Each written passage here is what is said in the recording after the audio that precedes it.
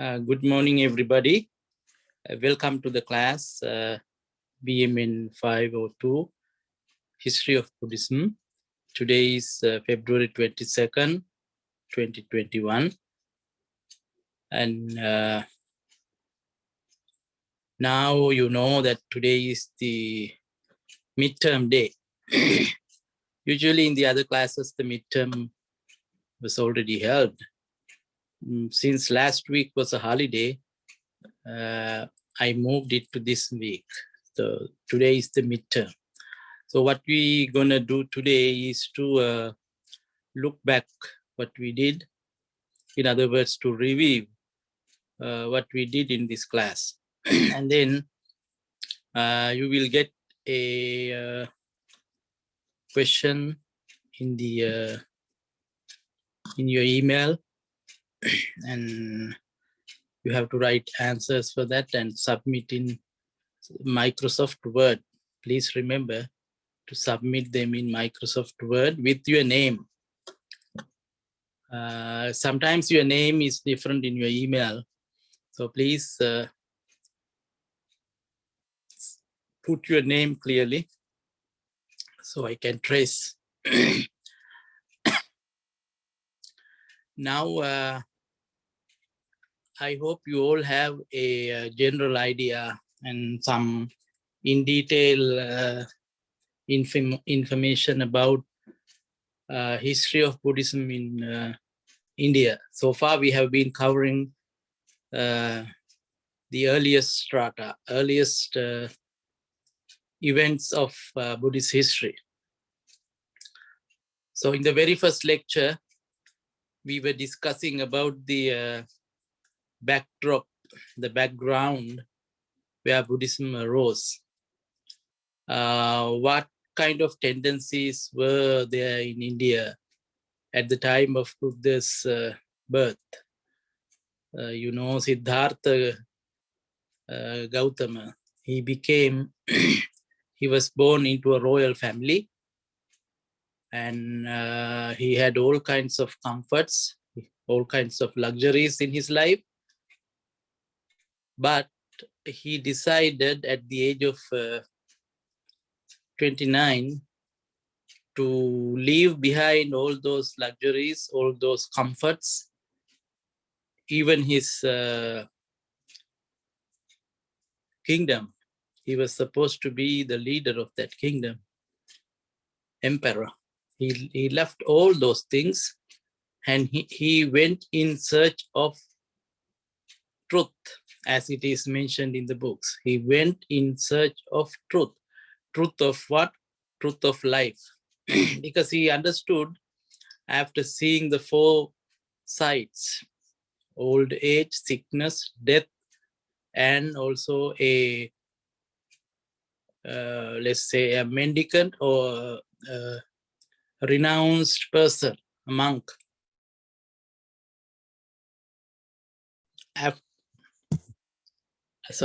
After seeing these sites, he left the kingdom and he became a mendicant, somebody who is giving pain to his body. He tried to understand the truth of life by giving hardships to his life. We were discussing all those things. And later he realized that it is not the way. Later he renounced that path, and then he moderated his lifestyle, which we call, he entered into middle way. And at the age of 35, he attained enlightenment. And after that, we were discussing what he did. So Buddha's life story, important events of his life, we were discussing all those things, and some of you submitted your homework regarding those things. And prior to the Buddha, the setting, the background where Buddhism arose, important aspect. Because when you talk about something, it is good for us to examine the background. in what type of conditions, in what type of situation Buddhism arose. As we discussed, as it is discussed in the book too, there was, what do you may call, today it is called Hinduism, but those days it was not Hinduism, but Brahmanism. Under the leadership of Brahmins, so-called Brahmins, there were different sorts of rites and rituals and various practices. And also there were some other seekers of truth. See, this is very important thing. They were Indian society at the time. They wanted to find some release from what you may call the samsara, or the cycle of birth and death. Cycle of birth and death is considered to be a round, a cycle. You know, the cycle means a round, where you find you are born into this world and you exist in this world for some time, and you die, and again you join the same round. You will have rebirth or reincarnation, and you again go round the same pattern of life. So this is called cycle of birth and death. So the people at that time thought, some people, educated people, those people who wanted to find the truth of life, they thought there should be an end to this cycle. Average people don't think so, but some of them thought, oh, we cannot continue like this. Never-ending journey, no end to suffering. Suffering in the sense that when you are born, you have to undergo old age, sickness, and many other hardships, and ultimately you die. What is the meaning of life? Is there any way that we can stop this? Is there any way that we can escape from this samsara, or the cycle of birth and death? In such a scenario, in such kind of situation, Buddha or Siddhartha Gautama, he was also interested in finding a solution, finding a salvation, you may call according to today's terms. He wanted to find salvation and escape out of this dilemma, this problem. And that is why he left his kingdom, and he was able to become what you may call enlightened. He became enlightened. He became enlightened at the age of 35, very young.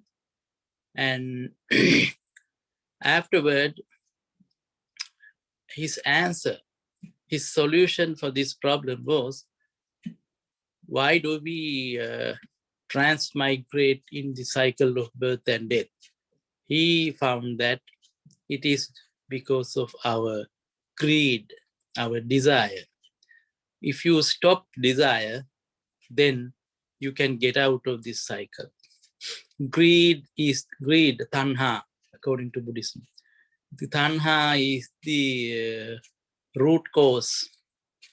Tanha and ignorance also is the root cause for our rebirth and continuation in the samsara. So what we need to do is to stop tanha, or get rid of tanha, desire, from our system. If you can get rid of tanha, get rid of desire, and then you can stop rebirth. After stopping rebirth, you are released from the cycle. No more death, no more birth. So that state in Buddhism is called nirvana. That is the highest goal of Buddhism, achieving nirvana or enlightenment. So Buddha did it at his 35th age. When he was 35, he was able to attain to that level. And afterwards, he spent 45 long years sharing his understanding with others. When he was doing that, he met different people, different followers, sometimes opponents, because the existing system at the time was already challenging him. But he was able to convince many young people, educated young people, and they flocked together with the Buddha, and they became, then they also became enlightened beings, enlightened monks and nuns, thousands of them during the 45 long years. And then this is how Buddhism started. The Buddhism addressed the fundamental issue of human suffering. Why do we suffer like this? Why are we here?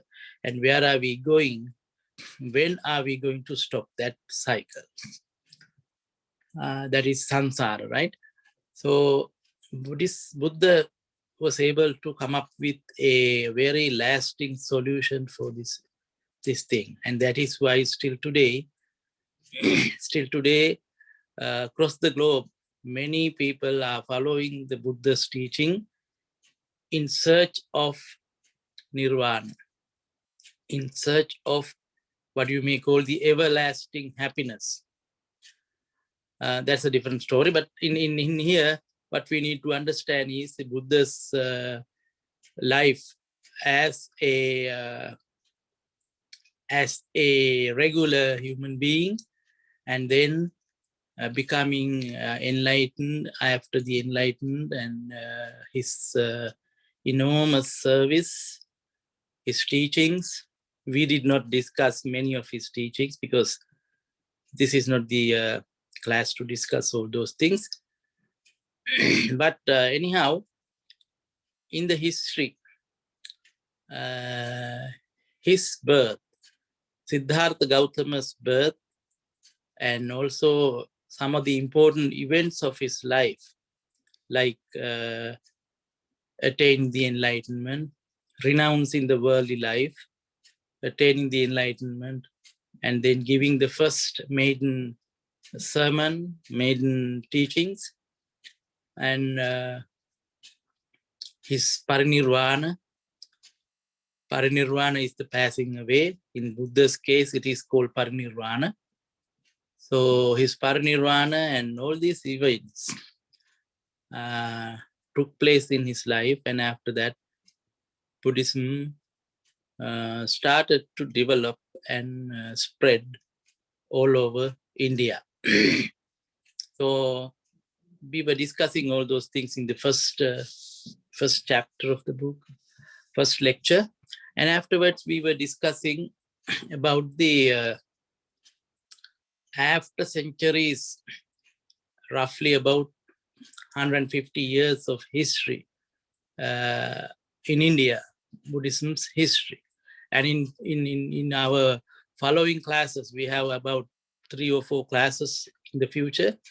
We will be focusing on the other events that took place in terms of Buddhist history in India.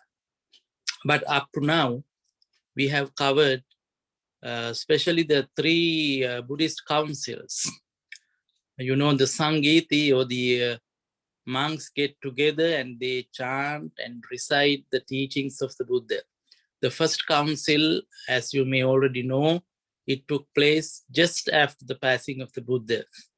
Like 3 months, 90 days after the passing of the Buddha, monks decided, important, eminent monks at the time, they decided that we should get together and organize Buddha's teaching in such a way that they can carry to the next generations. They can keep it in their memory organized. When something is not organized, it's very hard to remember. where things are. In your own life, you will see this thing. If you keep your books and notes and whatever other things in different places, if you want to pull up something, very hard. You don't know where you put certain things. So the monks wanted to arrange all those things in a nicer way, easier way to remember them. You know, you do these things in your life. When you study certain things, you break things up to different sections, and in the computer, of course, sometimes you put them in different files. Just like that, they did not have computers at the time. So what they did was they got together and organized the long teachings of the Buddha. Buddha had long career, 45 years. During that 45 years, whatever the teachings that he gave, he shared with his disciples. So they got together and discussed all those things, chanted all those things, rehearsed all those teachings, and they organized it very nicely. Even today, we follow that organization. So that is called Tripitaka. Tripitaka, we were discussing all those things. So Buddha's teachings were put into Tripitaka, or three baskets. See, the three baskets is just like three major files in the computer. So you grab certain teachings and you decide, what file this should go, what pitaka, what basket this should go. That is what the monks did. 500 enlightened monks got together and they did it. Enlightened monks means that there are no the slightest chances of making a mistake. They had very good memory. Venerable Ananda, as you read in the book, he had a very photocopic memory. And then that is how Tripitaka came into being. With the effort taken by the monks, enlightened monks at the time, they organized the teachings in three baskets: Sutra, Vinaya, Abhidharma. We were discussing these things. So organization of the Buddha's teachings into three baskets is one of the greatest events that took place in Buddhist history. That happened in India after the passing of the Buddha, just 3 months after the passing of the Buddha. Venerable Mahakasyapa, you know, in the book, Venerable Mahakasyapa was the leading monk at that point. When Venerable Ananda, since he was able to, he had the high capacity of memory.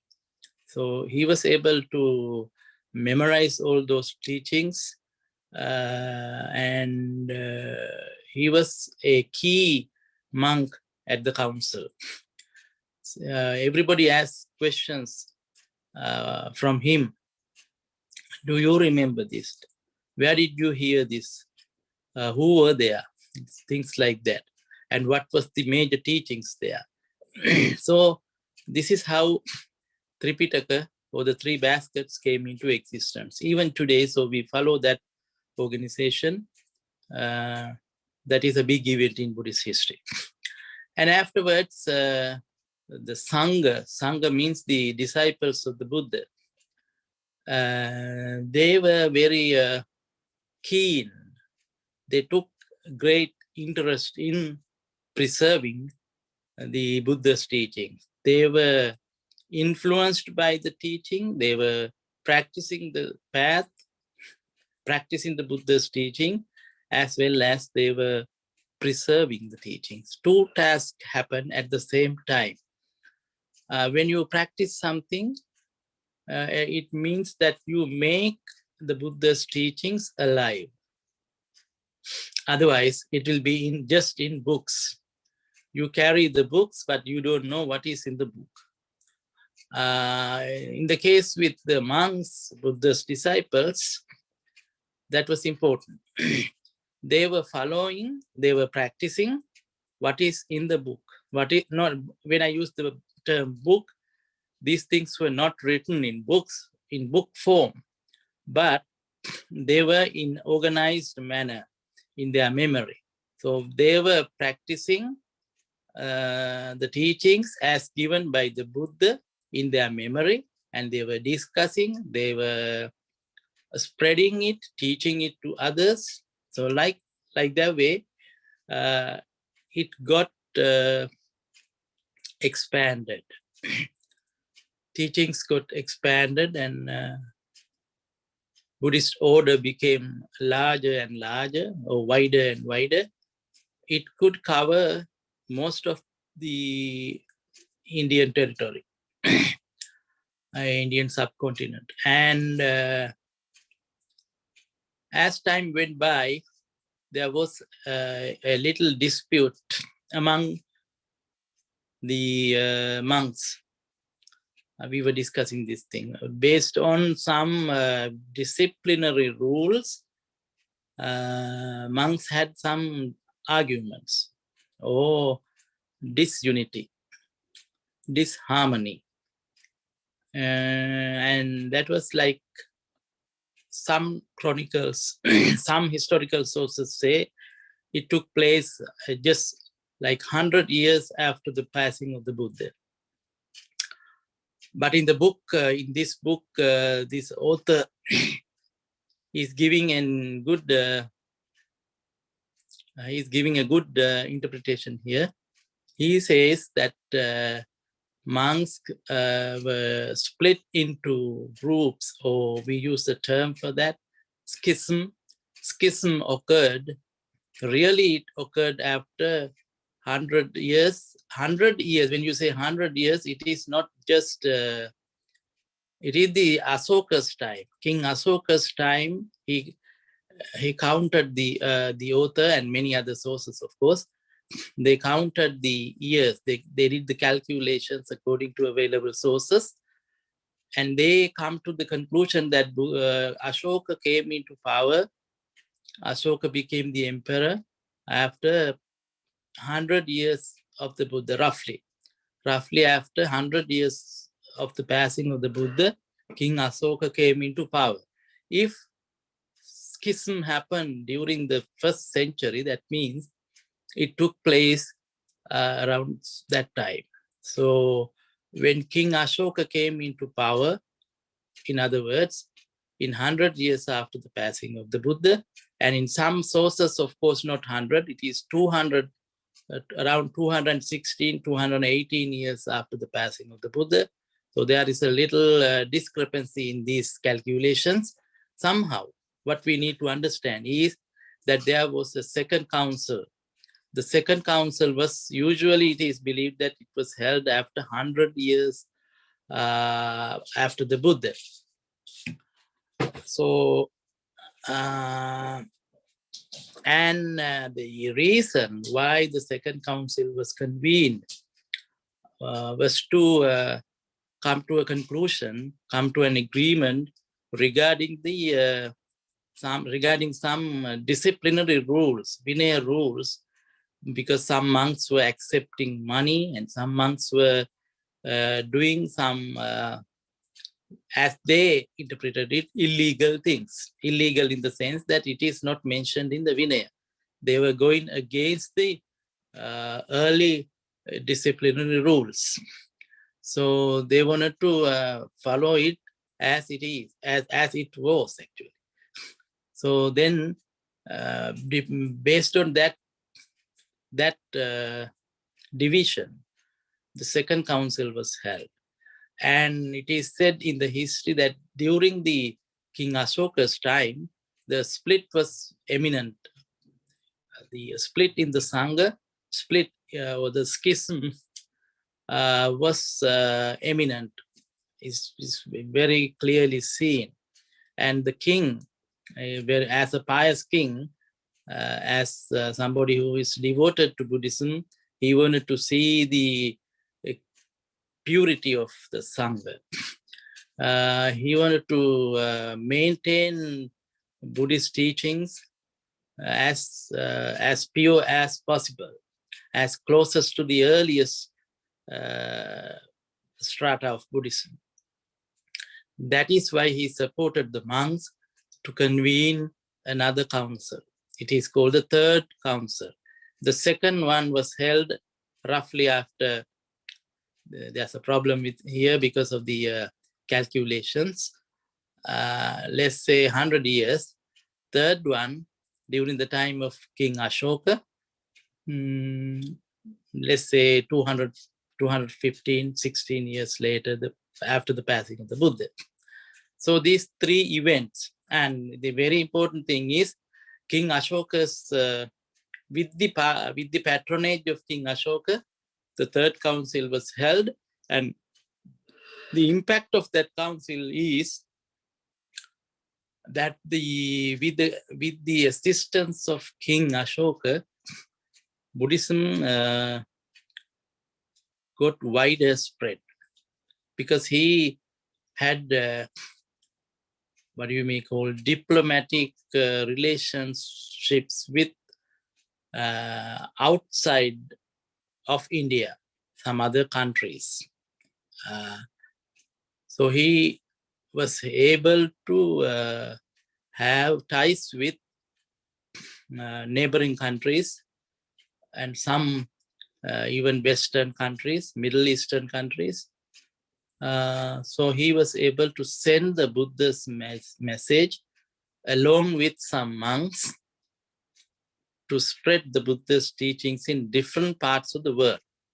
So Third Council is significant in the sense that it is the turning point where Buddhism spread, where the spread of Buddhism is taken into account. That is how Sri Lanka received Buddhism.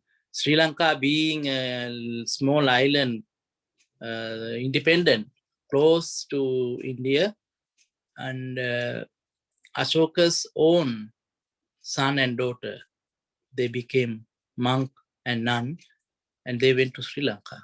And in the same way, he sent out 9 missionaries, 9 groups of monks into different, let's say, territories, or some of them actually went to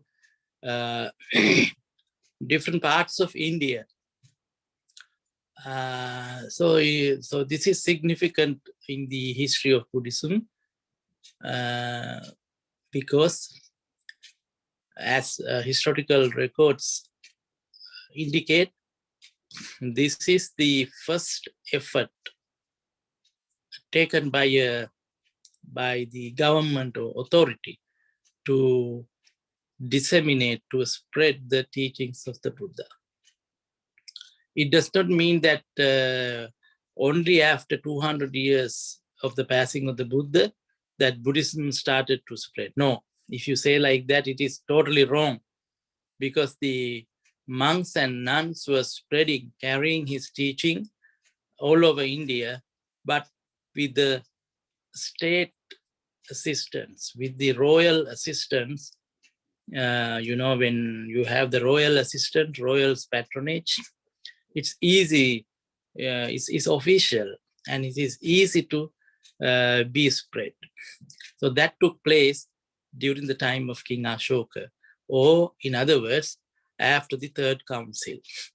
So these 3 Buddhist councils, impact of these 3 Buddhist councils, very important and significant in the early history of Buddhism.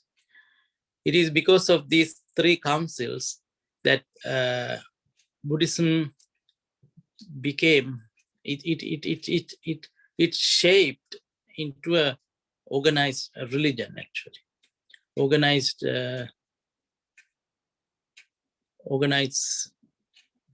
set. And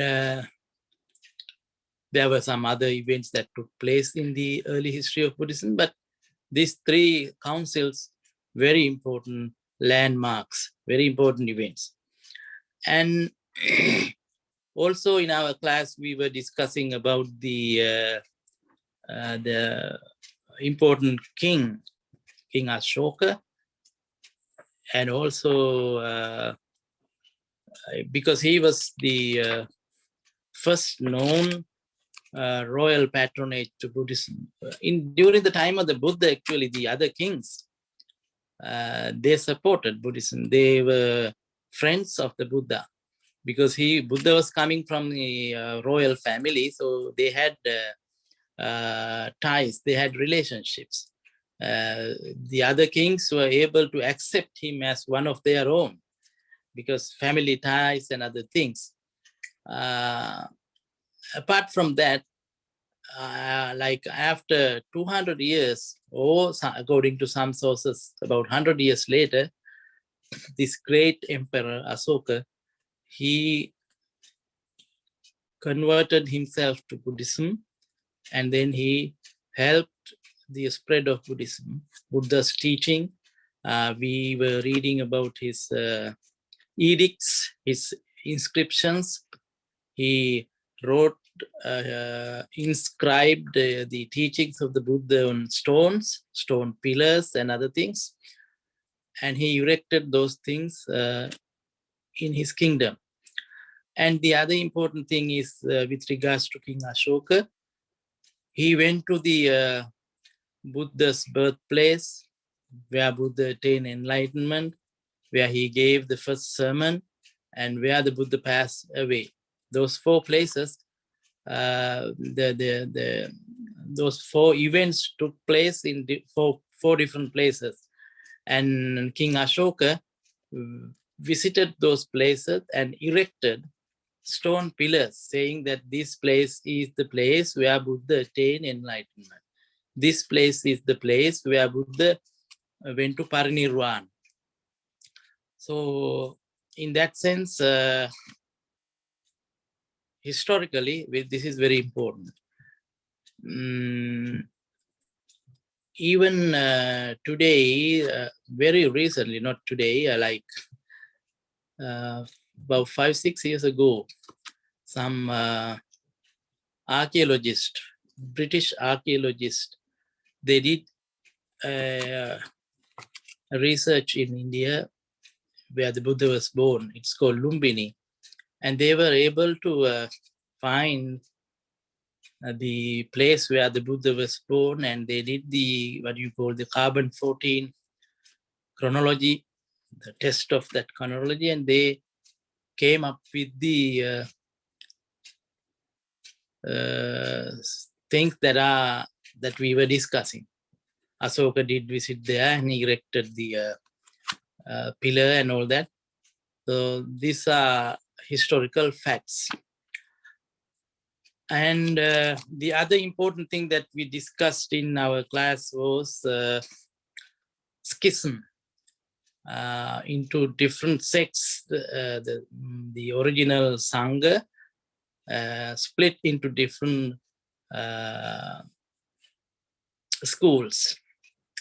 Out of them, Mahasangika, as we discussed the other day, Mahasangika and Staviravada or Theravada, as it is today, they came into existence in the first century after the passing of the Buddha. And then those major schools went into further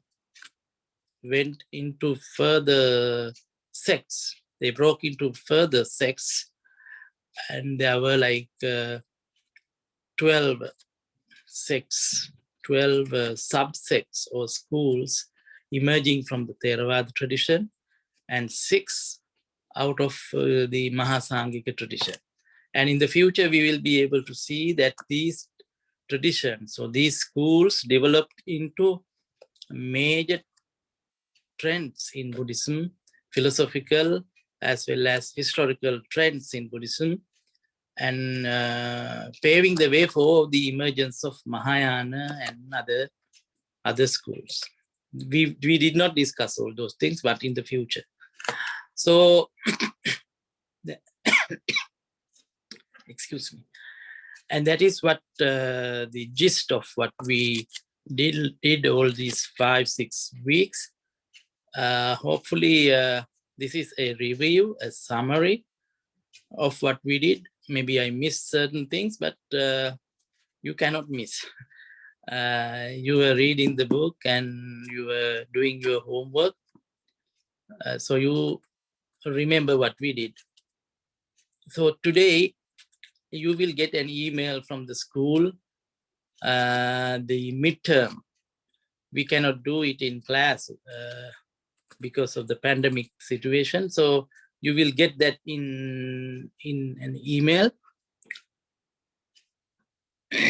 Please read it carefully first, and then answer the follow the instructions, and submit your answers as soon as possible. That is, I say, before next week